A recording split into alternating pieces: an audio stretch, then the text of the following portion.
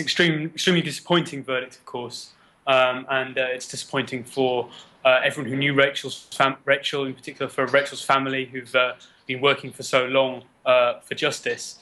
And I think it should be disappointing for anybody who cares about justice and who cares about truth in Israel and Palestine. And I can say it on the basis of what I saw on that day in 2003 and on the basis of what I told the court. I don't think it's a credible verdict which accurately reflects what happened.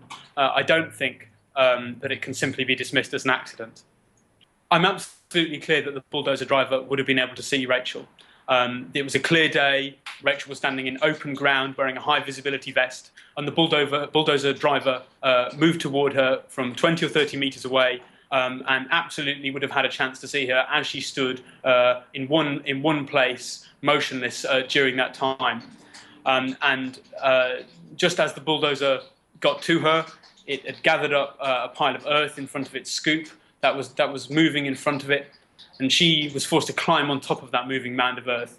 And as she did so, her head moved above the top of the bulldozer blade, and at that time, before she fell down, was only a meter or 2 meters or 3 meters perhaps away from the head of the driver. So for me, it's absolutely implausible that the driver wasn't able to see her. For the Corrie family and for activists who've been following this case, there wasn't a great deal of surprise, unfortunately, about today's verdict.